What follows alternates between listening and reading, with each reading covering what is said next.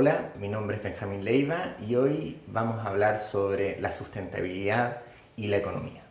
La sustentabilidad desde el informe Brundtland de 1987 es entendida como la interrelación, el equilibrio entre tres dimensiones claves para una sociedad: la social, la económica y la ambiental, que hoy además se ha actualizado para considerar la importancia de la gobernanza que la sostiene. Desde esta perspectiva, la importancia de la economía para la sustentabilidad es directa, es una de las dimensiones que la constituye. Y es evidente cuando uno piensa en la importancia de producir alimentos, abrigo, vivienda y transporte para poder mantener a una sociedad en el tiempo. Y en efecto, es importante tener siempre claro que el objetivo último de la economía es precisamente satisfacer las necesidades humanas. No obstante, teniendo eso en mente, es posible hacer un análisis inverso y reconocer que la sustentabilidad, o en rigor las otras dos dimensiones, la ambiental y la social, son claves también para tener una economía próspera y pujante. Como ejemplos simples, es evidente que desde la dimensión ambiental, tener disponibilidad de recursos naturales como peces, minerales y bosques es importante para el desarrollo de actividades productivas, así como también lo es la calidad ambiental, tener aire limpio para tener trabajadores sanos y agua limpia con ese mismo objetivo, y también para múltiples usos que tiene ese recurso tan importante.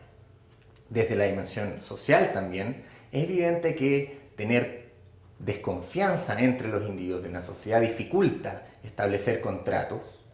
Cuando existen muchas desigualdades, las tensiones laborales son más evidentes y las negociaciones sindicales más complejas.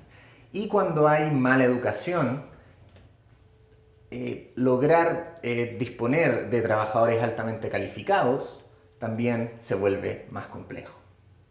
Desde esta perspectiva, se vuelve más difícil sostener una visión comúnmente sostenida que el objetivo de lograr la sustentabilidad y en particular las otras dos dimensiones, la social y la ambiental, se oponen a la posibilidad del desarrollo de la dimensión económica.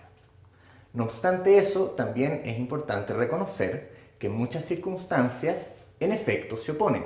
La conservación de un bosque, por ejemplo, atenta contra la posibilidad del desarrollo productivo de ese bosque. El establecimiento de cuotas de emisión puede posiblemente ser muy nocivo para una industria que no tiene una capacidad de reducir esas emisiones. Asimismo, el alza del salario mínimo aumenta el costo de vida, y para financiar una buena educación puede ser necesario establecer impuestos que distorsionen los mercados. Entonces, lo que al final podemos reconocer es que existe un entrañado vínculo, una interrelación compleja entre estas tres dimensiones. En ocasiones es evidente que se compensan entre ellas, mientras en otros casos es evidente que se complementan. Ahora, lo que en definitiva nos interesaría tratar de distinguir es cuál es el efecto neto. En el agregado subsiste más bien la relación compensatoria o la relación complementaria. Y una forma de conceptualizar esto es a través del concepto de contabilidad de riqueza, que ha sido desarrollado extensamente y es usado bastante, y que, a pesar de sus limitaciones que mencionaremos un poco más adelante, permite al menos conceptualmente entender lo que está ocurriendo. Lo que esta literatura nos dice es que cada tipo de dimensión puede ser representada o consiste en un tipo de capital. La dimensión social, capital social. Dimensión ambiental, capital ambiental. Y la dimensión económica, capital económico. Lo que esta propuesta en definitiva plantea es que el capital total de un país está constituido por cada uno de estos capitales multiplicados por su valoración correspondiente. Y esta valoración corresponde al precio sombra de ese capital para esa sociedad. La sustentabilidad se logra cuando la variación de este capital total no cae en el tiempo. No obstante, aquí cabe enfatizar que no es una simple y directa sustitución entre fábricas y minerales o peces y educación, porque la magnitud del capital está multiplicado por su precio sombra, ¿ok?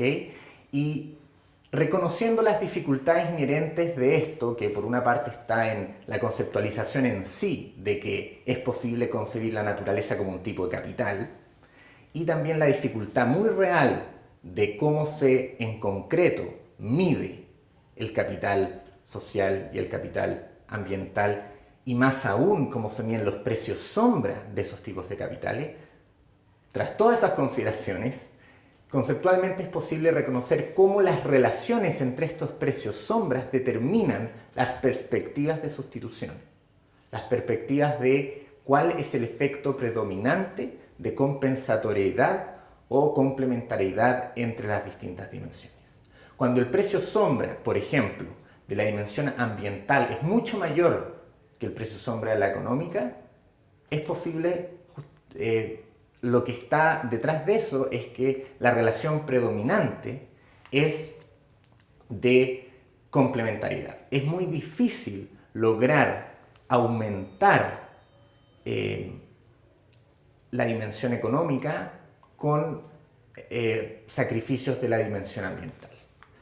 Y esto se ciñe a lo que uno intuitivamente piensa de una sociedad altamente industrializada en la cual hay poca naturaleza y mucha capacidad productiva.